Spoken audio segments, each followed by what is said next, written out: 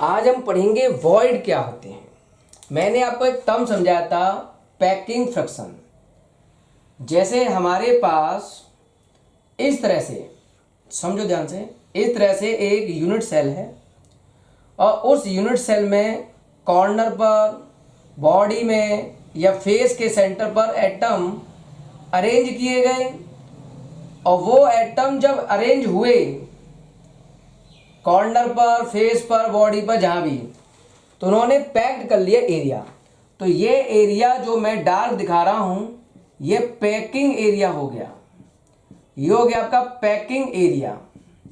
तो इसको मैं नाम दे दिया पैकिंग फ्रैक्शन। पैकिंग फ्रैक्शन मतलब पैकिंग एरिया। पूरे यूनिट सेल में कुछ गैप बचते हैं, ये इन गैप को, एटम के बीच के इस गैप को बोलते हैं वॉइड।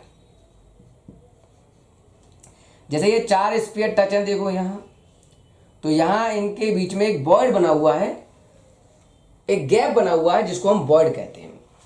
वॉइड के टाइप क्या हैं? पहला वॉइड है ट्राइगोनल वॉइड। Trigonal void. दूसरा वॉइड हमारे पास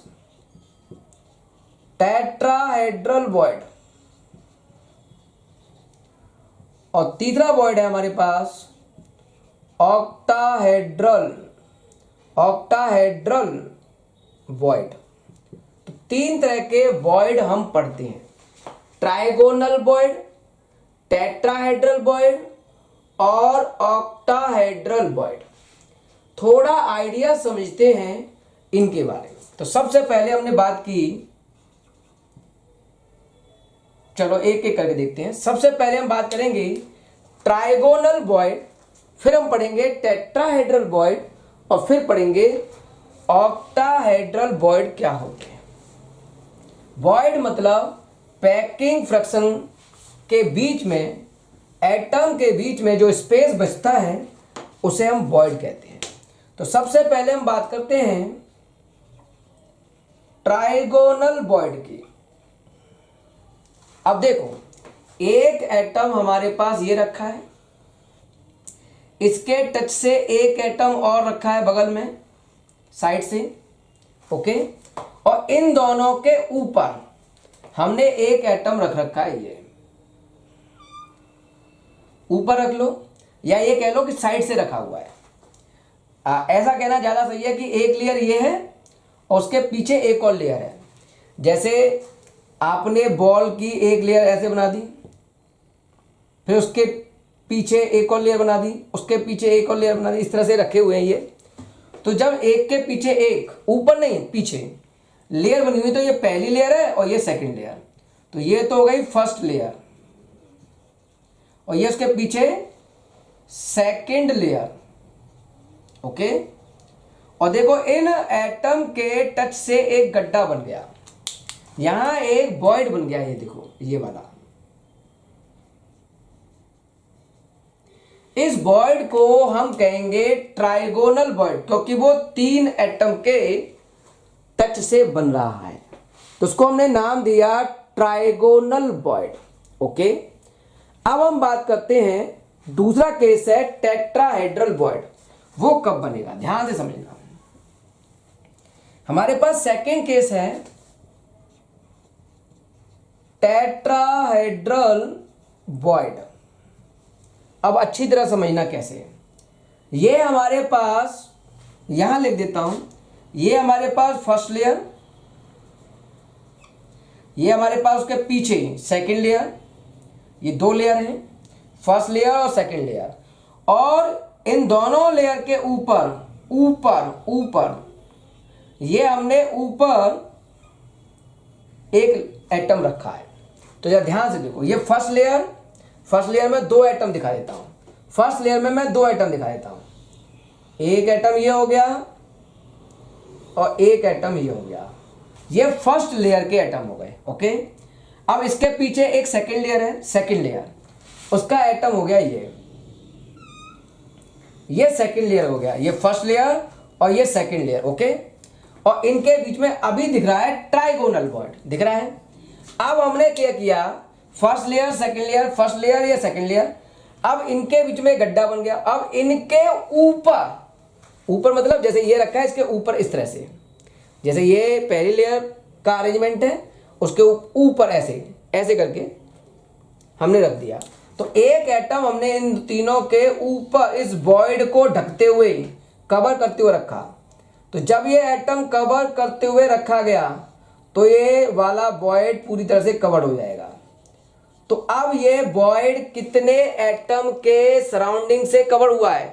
1 2 3 और ये नीला वाला फोर्थ, 4 एटम 4 स्फीयर के टच से बना है, 4 स्फीयर के टच से बना है। इसको बोलते हैं हम टेट्राहेड्रल वॉइड। ठीक है, टेट्राहेड्रल वॉइड कहलाएगा ये। ओके, अब अगला होता है ऑक्टाहेड्रल वॉइड। वो क्या है उस पर थोड़ा ध्यान दो। ऑक्टाहेड्रल वॉइड कैसे बनेगा ये मैं रब कर रहा हूं। ओके, अब हम बात करते हैं ऑक्टाहेड्रल वॉइड की। तो ये हमारे पास है ऑक्टाहेड्रल वॉइड कैसे बना। ठीक है, जैसे ये आपके पास, ध्यान समझना, ये आपके पास पहली लेयर का एटम, ये आपके पास उसी पहली लेयर में सेकंड एटम, इसके पीछे एक सेकंड लेयर है, उसका ये एटम हो गया। ये फर्स्ट लेयर का एटम, ये सेकंड लेयर का एटम। तो ये आपकी फर्स्ट लेयर हो गई, उस पर 2 एटम रखे हुए हैं, उसके पीछे ये सेकंड लेयर है, यहां एक एटम इस तरह से रखा हुआ है। तो इस तरह से दिख रहे हैं। ओके, अब क्या करना है? अब आपको इन दोनों एटम के ऊपर, दोनों एटम के ऊपर, ये दोनों एटम के ऊपर ऊपर ऊपर, ध्यान समझना, ऊपर करना है आपको। अब ऊपर कैसे करोगे उस पर ध्यान दो। ऊपर कैसे करना है वो ध्यान दो।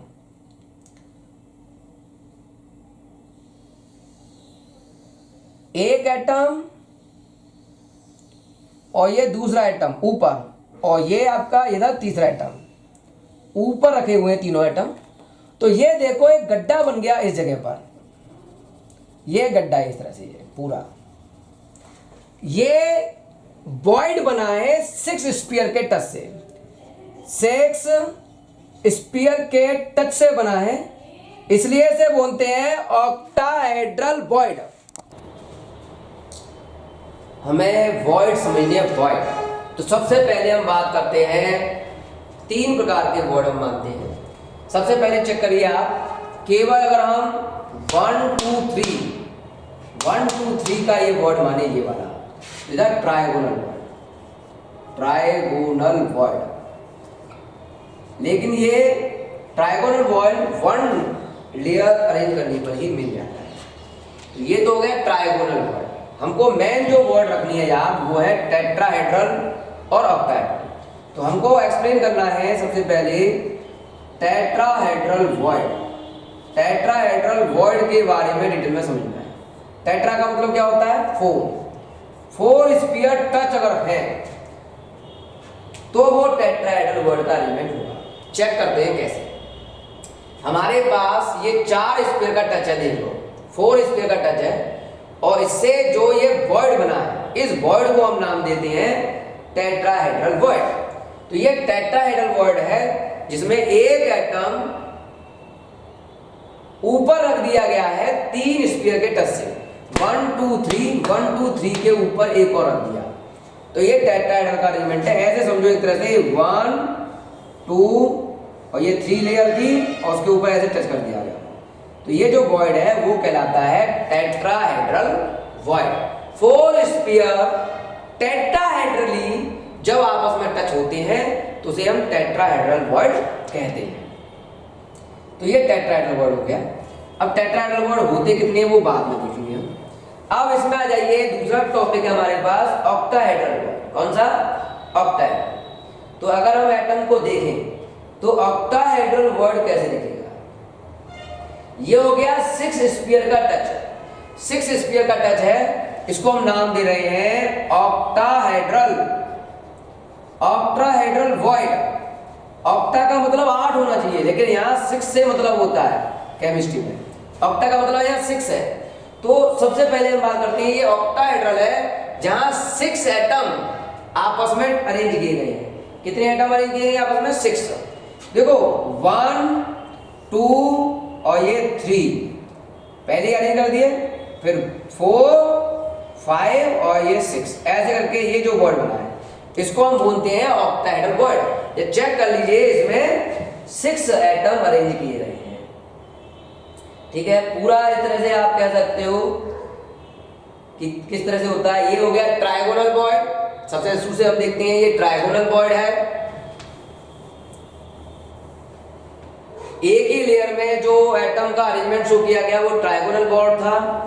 अगर हम बात करें इन टेट्राहेड्रल बॉन्ड की, तो ये 4 स्फीयर के टच से जो अरेंजमेंट आ रहा है वो टेट्राहेड्रल बॉन्ड कहलाएगा। 4 स्फीयर टच होने चाहिए तो टेट्राहेड्रल बॉन्ड हो जाएगा। अगर हम बात करें इन 2 लेयर अरेंज कर दी गई हैं, तो अगर उनको हम चेक करें तो ये नीला वाला जो बॉन्ड दिख रहा है वो 6 एटम है। 6 स्फीयर चेक कर लो, तो 6 स्फीयर के टच से जो बॉन्ड बन रहा है वो होता है ऑक्टाहेड्रल बॉन्ड। अब बात आती है टेट्राहेड्रल बॉन्ड या ऑक्टाहेड्रल बॉन्ड कितने होते हैं और कहां होते हैं। टेट्राहेड्रल बॉन्ड की जो संख्या होती है वो हम 8 मानते हैं। अब ये 8 होते कैसे हैं? 8 होते हैं बॉडी डायगोनल के कोने के नीचे।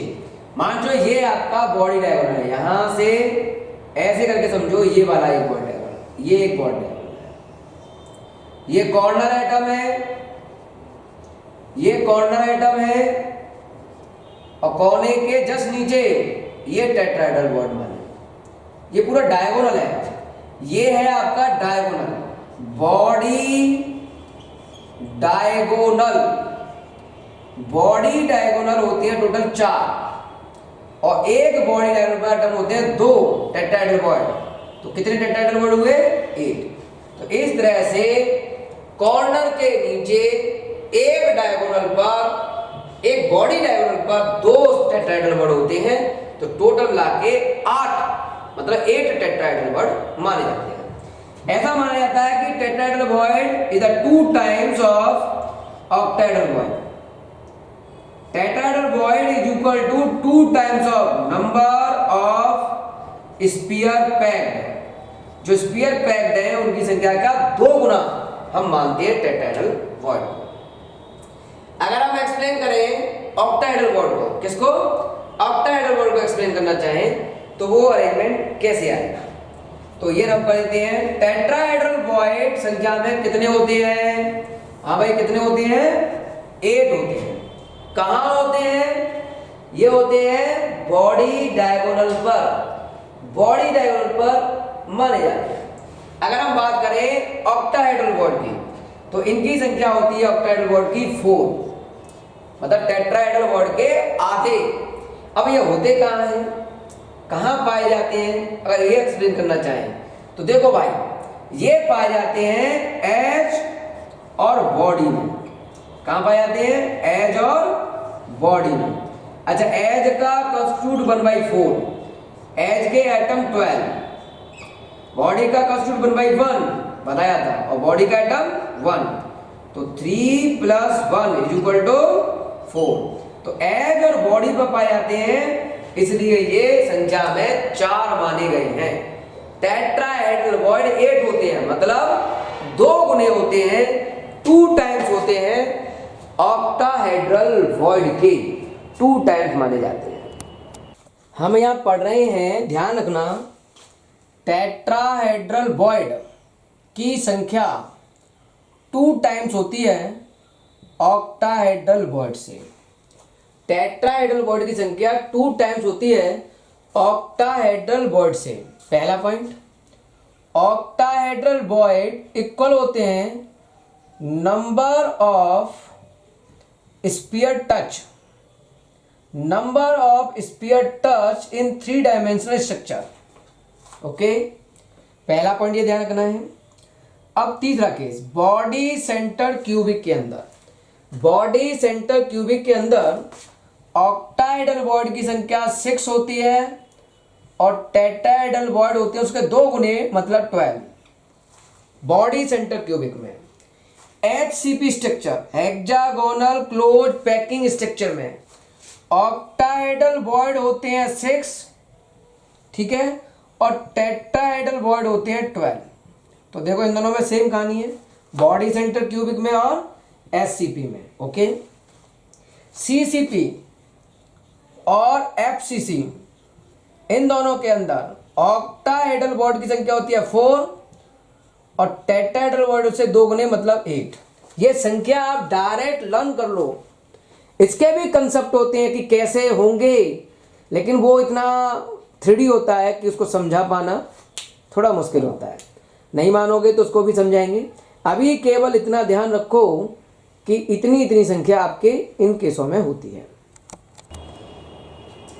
क्लोज पैकिंग, एटम का आपस में क्लोज होने पर क्या क्लोज पैकिंग हो गई। एक होता है one dimensional close packing. One dimensional close packing के अंदर जो अरेंजमेंट है वो क्या है, एटम को एक सिंगल वे में आप जोड़ते चले जाएं।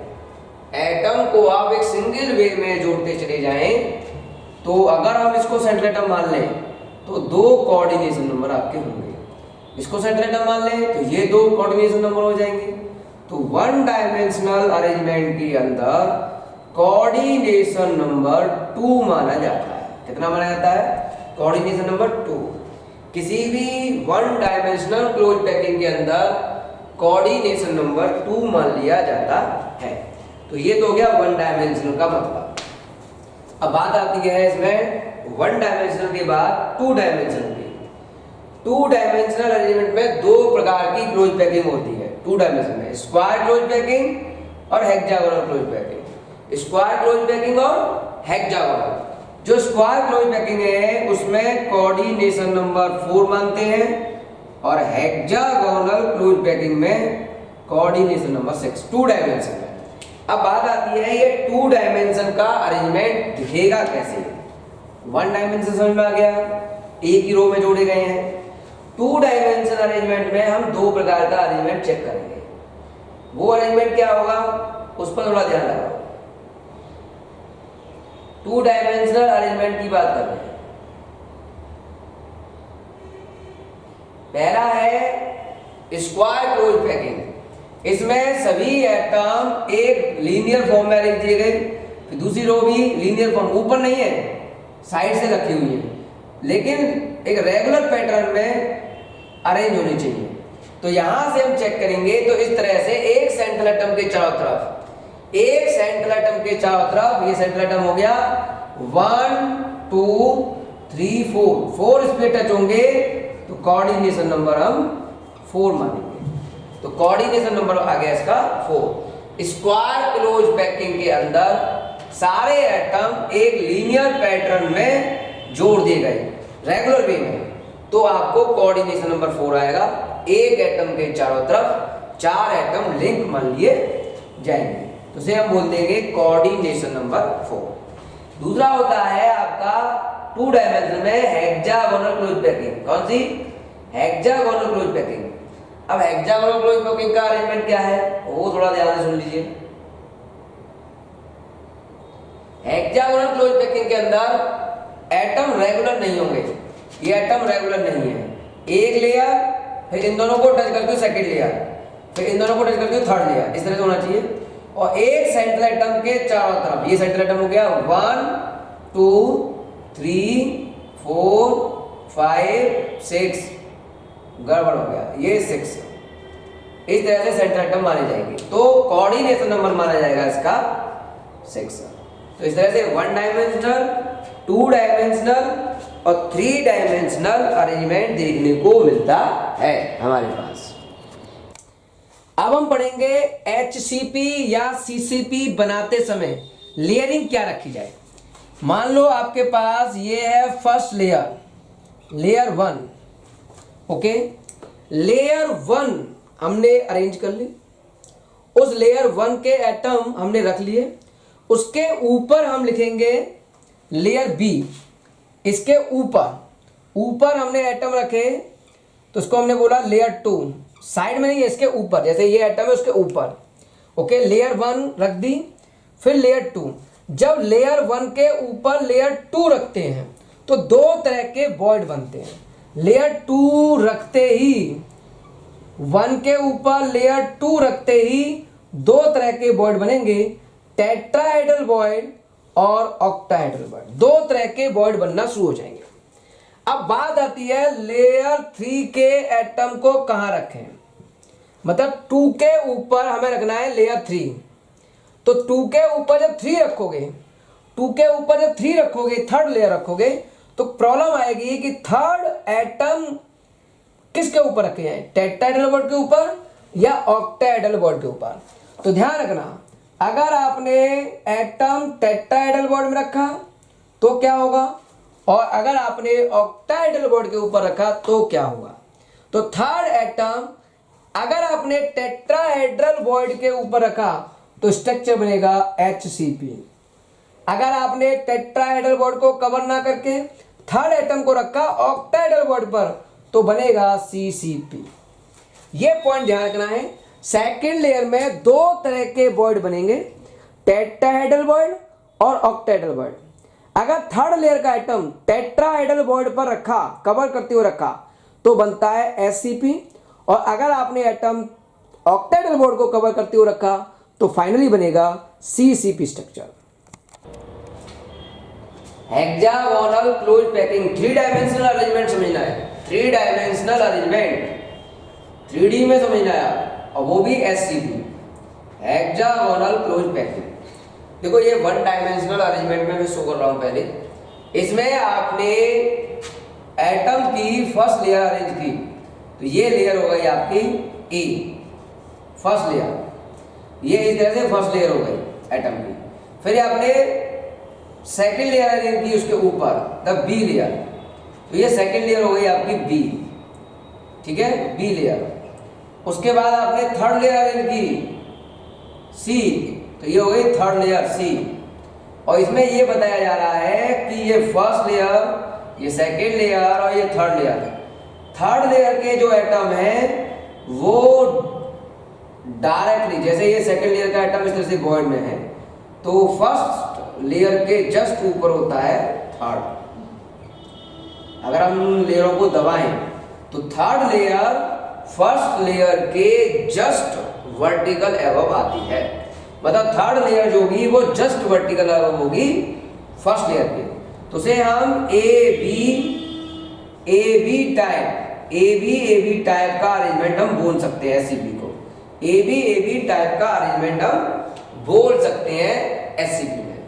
इसमें प्रॉब्लम ये है कि ये 3 लेयर अरेंज कैसे की गई होगी, अरेंज कैसे की गई होगी वो समझना एक। तो दूसरा पॉइंट, इसका कोऑर्डिनेशन नंबर 12 माना गया। चाहे FCC हो, चाहे SCP हो, चाहे CCP हो, सबका कोऑर्डिनेशन नंबर हम यहाँ 12 मानते हैं। अब बात आती है कोऑर्डिनेशन नंबर 12 कैसे है। थर्ड लेयर क्या वास्तव में फर्स्ट लेयर के जस्ट वर्टिकल एबव होती भी है या नहीं, ये सारी चीजें हमको इसमें समझनी होगी। तो इसके बारे में डिटेल में थोड़ा समझते हैं कि कैसे ये लेयर अरेंज की जाती हैं, उस बात को हमें समझना होगा। तो उसे हम वीडियो से समझते हैं, ध्यान सुनना। सबसे पहला पॉइंट है SCP अरेंजमेंट समझना है। 1 डायमेंशनल मैंने भी पीछे समझाया था। SCP अरेंजमेंट इन 1 डायमेंशन, इसमें एटम लीनियरली जुड़ते हैं, ऐसे लीनियरली जुड़ गए। पहले बताया था लीनियरली जब वो जुड़ेंगे, तो हमने कहा था कि लीनियरली वो जुड़ते हैं तो किसी एक एटम को मान लीजिए तो उसका कोऑर्डिनेशन नंबर कितना माना जाएगा, 2। तो उसका कोऑर्डिनेशन नंबर 2 मान लिया जाता है। तो आप किसी को भी मान लो सेंट्रल एटम, मान लो उसको सेंट्रल एटम मानते हो आप, तो ये 2 एटम हो जाएंगे हमारे, ठीक है ना। इस तरह से कोऑर्डिनेशन नंबर 2 होता है। फिर हम बात करते हैं 2 डायमेंशनल क्लोज पैकिंग की। हेक्सागोनल बता चुका हूं, पिछली वीडियो में बताया था। इसमें अगर हम इस तरह से अरेंज करें, देखो 1 लेयर सीधी सीधी अरेंज की गई है, फिर 2 के टच से थर्ड ऊपर अरेंजमेंट दिया गया सेकंड लेयर का, तो यहाँ एक वॉइड बन गया, यहाँ एक वॉइड बन गया।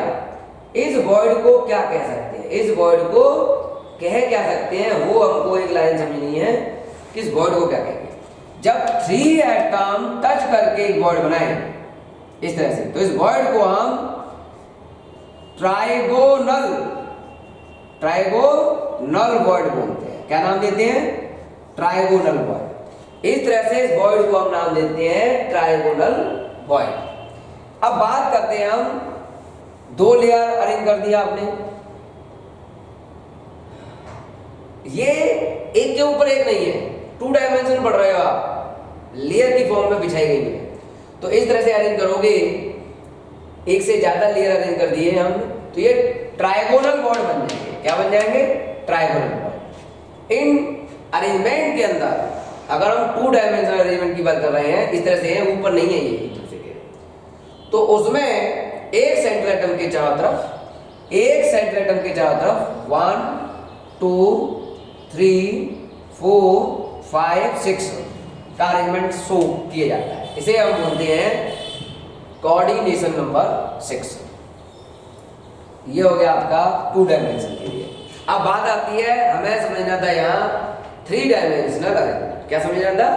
3 डायमेंशनल अरेंजमेंट। ये बॉर्ड बन गया जिसको मैंने ट्राइगोनल बॉर्ड कहा था। 3 एटम के टच से जो बॉर्ड बनता है उसे हम ट्राइगोनल बॉर्ड कहते हैं।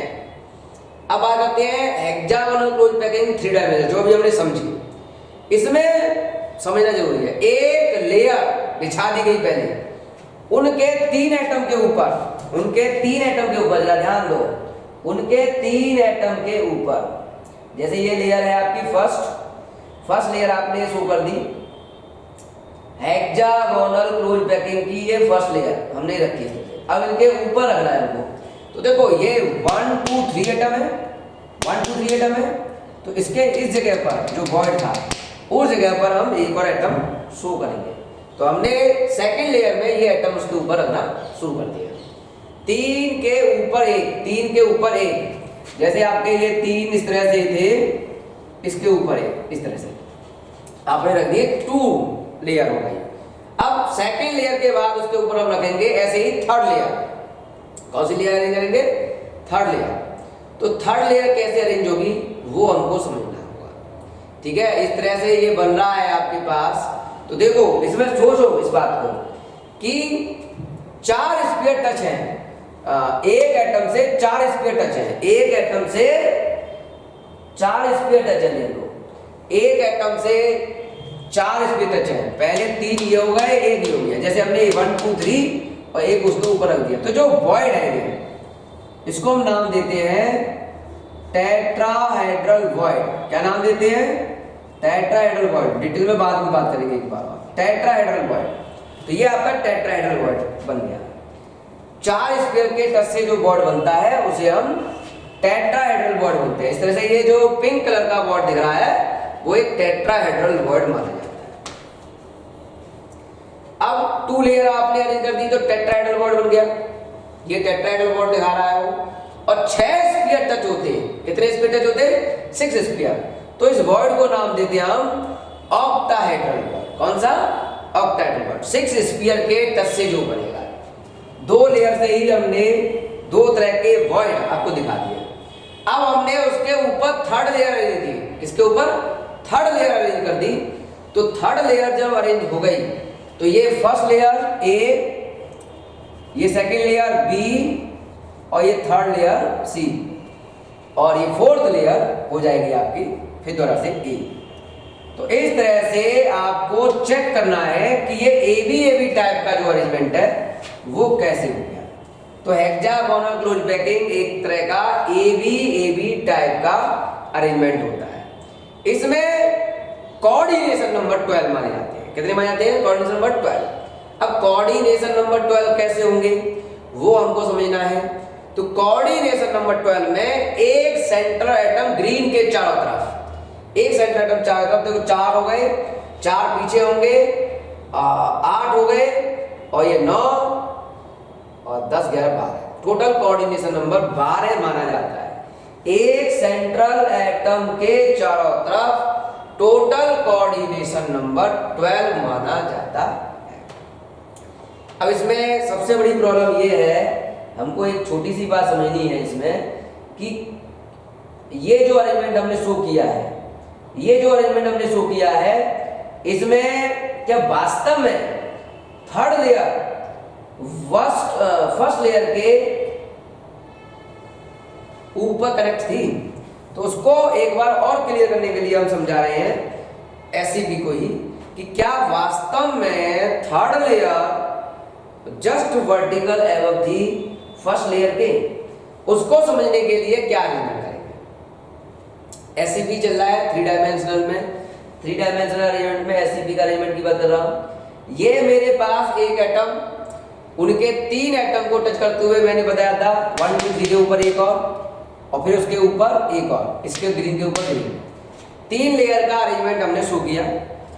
एबी टाइप का अरेंजमेंट शो करना चाहते हैं हम उसको अगर एक क्लोज पैकिंग का अरेंजमेंट मान के चलें तो हमें ये प्रूव करना है कि थर्ड लेयर डायरेक्ट टच होती है फर्स्ट लेयर से। अगर हम इसका अरेंजमेंट चेक कर लें तो ये अरेंजमेंट इस तरह से आएगा। एक यूनिट सेल का अरेंजमेंट चेक कर लें तो एक में 3 यूनिट सेल दिखाई दी। कितनी यूनिट सेल दिखाई दी? 3। एक में 3 यूनिट सेल दिखाई दी। अगर हम पर्टिकुलर एक यूनिट सेल को चेक करें, पर्टिकुलर एक यूनिट सेल को चेक करें, यहां से चेक करें, तो मुझे लगता है ग्रीन की 2 लेयर है। ये आपकी फर्स्ट लेयर, तो वो आपकी थर्ड, ये फर्स्ट, ये सेकंड और ये थर्ड। इस तरह से लेयर है ये आपकी फर्स्ट सेकंड थर्ड की 3 लेयर हो गई। दोबारा समझिए इसको, ये इस तरह से लेयर है, इसमें first second third, first second third, तो third layer direct touch with first layer. इसका मतलब एससीपी में थर्ड लेयर डायरेक्ट टच होती है फर्स्ट लेयर से। अगला पॉइंट जो एचसीपी स्ट्रक्चर होता है, HCP structure hexagonal close packing. कौन कौन से एटम एचसीपी के कैटेगरी को शो करते हैं? Beryllium, cadmium, beryllium, cadmium, magnesium, zinc, Zn, beryllium, cadmium, magnesium, zinc, Ru और ऑस्मियम, OS। ये सभी HCP हेक्सागोनल क्लोज पैकिंग की कैटेगरी को शो करते हैं। ये ध्यान रखना है। हेक्सागोनल में कोऑर्डिनेशन नंबर 12, ये ध्यान रखना है आपको। और पैकिंग फ्रैक्शन होता है इसका 74%। ओके, और इसके जो एलिमेंट होते हैं वो बहुत ही हार्ड और ब्रिटिल होते हैं। हार्ड और ब्रिटिल होते हैं। सेकेंड अरेंजमेंट 3 डायमेंशन के लिए होता है क्यूबिक क्लोज पैकिंग। अब क्यूबिक क्लोज पैकिंग में सबसे पहले फर्स्ट लेयर का आपने अरेंजमेंट किया इस तरह से, तो ये फर्स्ट लेयर हो गई ए, उसके ऊपर सेकेंड लेयर अरेंज की, ये सेकेंड लेयर हो गई बी, उसके ऊपर थर्ड लेयर अरेंज की, वो हो गई सी, फिर फोर्थ लेयर अरेंज की जो फिर दोबारा से ए हो गई, फिर बी और फिर सी। तो देखो first layer, second layer, third layer, fourth layer. अगर हम ये कहें कि ये एटम है, ये इस तरह का अरेंजमेंट हो गया, ये इस तरह का अरेंजमेंट हो गया, ये फोर्थ लेयर हो गई। तो फोर्थ लेयर इन वॉइडों से होते हुए डायरेक्ट टच होगी फर्स्ट लेयर से। सीसीपी अरेंजमेंट के अंदर fourth layer directly touch with first layer arrange होती है। अब प्रॉब्लम यह है इसको अरेंज कैसे किया गया। देखो फर्स्ट लेयर है, उसके ऊपर जब सेकेंड लेयर रखी गई तो वो हेक्सागोनल क्लोज पैकिंग में है, हेक्सागोनल टाइप का अरेंजमेंट किया गया है, मतलब 6 रिंग का अरेंजमेंट किया गया है। उसके ऊपर 6 रिंग का अरेंजमेंट सी पार्ट में किया गया है और फिर सबसे ऊपर ए है। तो जब हम ए को, इस ए को कंप्रेस करेंगे, दबाएंगे, तो वो इस वॉइड से होते हुए, इस वॉइड से होते हुए फर्स्ट लेयर के डायरेक्ट टच में आ जाएगा। तो क्या वास्तव में फोर्थ लेयर का अरेंजमेंट है क्यूबिक क्लोज पैकिंग के अंदर, वो हमको समझना है। तो क्यूबिक क्लोज पैकिंग में जो अरेंजमेंट हम रख रहे हैं वो कैसे रख रहे हैं। सबसे पहले एक लेयर अरेंज की गई इस तरह से, इस लेयर में वो समझ लो रेगुलर पैटर्न में नहीं है, रेगुलर पैटर्न नहीं है, एक लेयर है तो ये उसके टच में सेकंड लेयर दिखाते हैं। अब इन गैपों में हमने ये सेकंड लेयर का अरेंजमेंट शो किया, ठीक है, सेकंड लेयर का अरेंजमेंट शो कर दिया इन गैपों में। अब थर्ड लेयर अरेंज कर रहे हैं और ये जो थर्ड लेयर का अरेंजमेंट आ रहा है वो कैसे, वो हमने रख दिया इस तरह से, जो वॉइड था उसके ही ऊपर, ठीक है नहीं, और ये आ गई फोर्थ लेयर। तो इस तरह से फोर्थ लेयर इन गड्ढों में फिट हो जाएगी। गड्ढों में हम फिट कर देते हैं छोटे एटम को, फोर्थ लेयर को, ठीक है। इस तरह से 4 लेयर का अरेंजमेंट हम मान रहे हैं। जो गड्ढे दिखा रहे हैं उनमें हम वो वॉइड को समझाने के लिए कह रहे हैं, ये आपके लेयर हो गए। तो इस तरह से अगर हम लेयर अरेंज करते हैं, जैसे लड्डुओं की थाली में लड्डुओं को अरेंज करते हैं वैसे अरेंज किया गया है।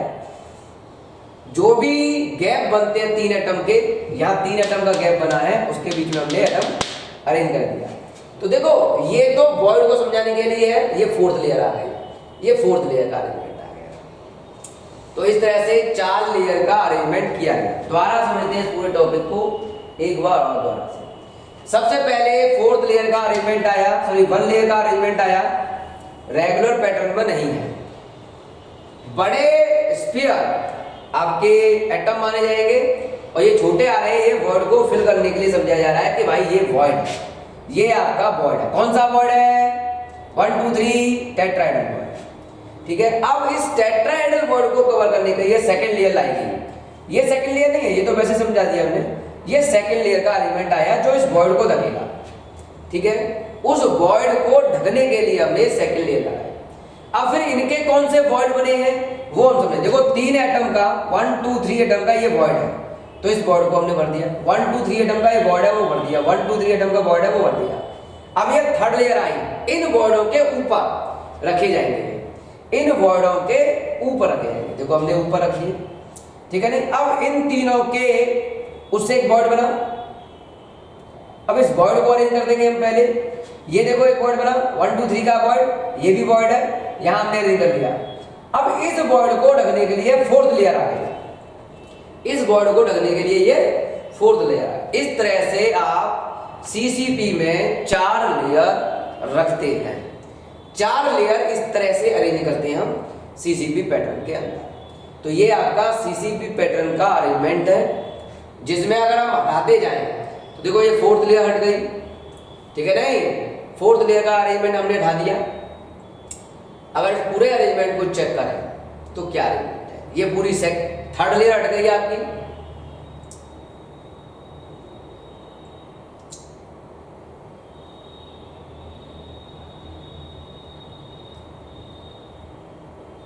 ये आपकी सेकेंड लेयर हटा दी।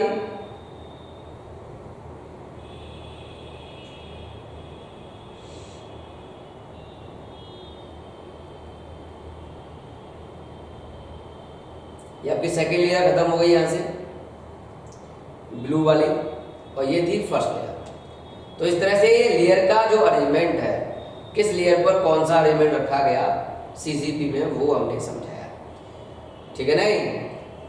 और ये आपकी थर्ड लेयर भी चली गई। तो आपने देखा जो सबसे फोर्थ लेयर का आइटम था वो इस फर्स्ट लेयर के जस्ट ऊपर था। ये फोर्थ लेयर का अरेंजमेंट हम लाए।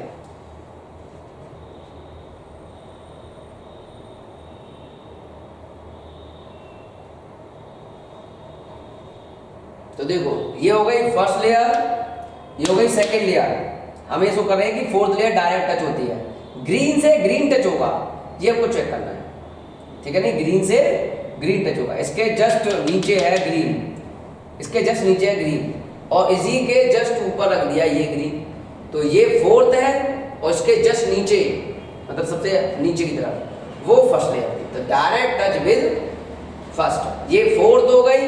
अगर चेक करोगे पूरा घुमा के तो इसके जस्ट नीचे फोर्थ लेयर का अरेंजमेंट होगा। देखो ये फर्स्ट और ये फोर्थ, ये फर्स्ट और ये फोर्थ, ये फर्स्ट ये फोर्थ। इस तरह से फर्स्ट लेयर वॉइड से होते हुए फोर्थ लेयर के डायरेक्ट टच में होती है। अगर इसे और डिटेल में समझना चाहे क्या वास्तव में फोर्थ लेयर डायरेक्ट टच है फर्स्ट के, तो वो क्या है, इस तरह सा एक स्ट्रक्चरल इसका बन जाएगा। तो इस तरह से इसका क्यूबिक क्लोज पैकिंग स्ट्रक्चर देखने को मिलता है। इसमें आपने कॉर्नर होते हैं, देखो कॉर्नर का 1/8 हिस्सा है। मैं आपको एक चीज स्पष्ट समझा दूं कि कॉर्नर का ये 1/8 हिस्सा है, 1/8 हिस्सा होता है कॉर्नर का, जो हमने बहुत पहले समझाया था। ये फेस का अरेंजमेंट है जो 1/2 होता है, जो हमने आपको समझाया था। और ये है आपकी टेट्राहेड्रल वॉइड। टेट्राहेड्रल वॉइड की संख्या इस तरह से हमने अरेंज कर दी है, तो ये टेट्राहेड्रल वॉइड है। तो इस तरह से आपके अरेंजमेंट आ जाती हैं, तो ये हम अरेंजमेंट समझ सकते हैं। ये सीसीपी का अरेंजमेंट था जिसमें 4th लेयर डायरेक्ट। अगला केस है हमारे पास CCP, cubic close packing. Cubic close packing को कौन से एलिमेंट शो करते हैं?